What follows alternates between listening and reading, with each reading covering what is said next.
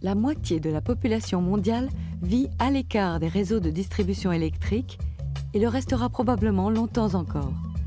L'emploi de panneaux photovoltaïques transformant la lumière solaire en électricité leur est vital. Sous nos latitudes, de nombreux équipements isolés sont maintenant alimentés de cette façon.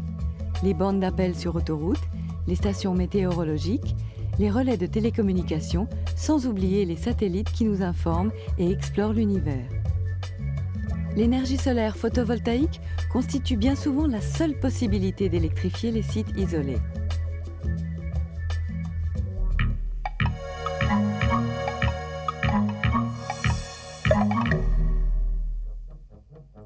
Un panneau solaire est constitué d'éléments unitaires, les photopiles.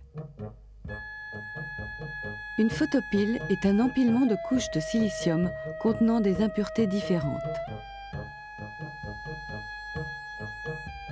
La couche P dopée au bord va accepter des électrons.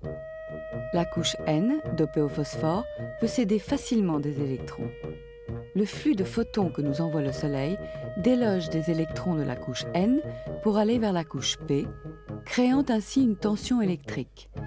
Si l'on ferme le circuit, un courant de faible intensité le traverse.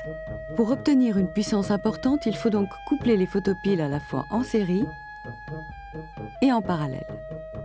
On les groupe sur des panneaux d'un emploi facile pour créer des générateurs solaires de 12, 24 ou 48 volts.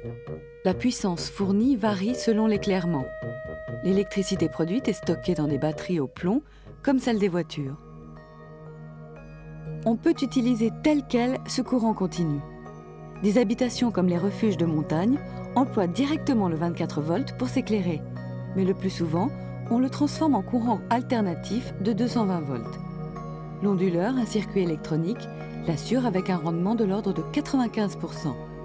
La distribution du courant se fait comme dans toute habitation.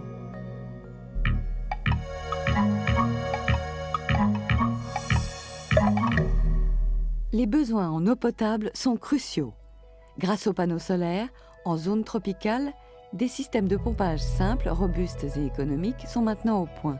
Des puits sont forés, la pompe centrifuge et son moteur sont descendus dans le tube de forage et immergés dans la nappe phréatique.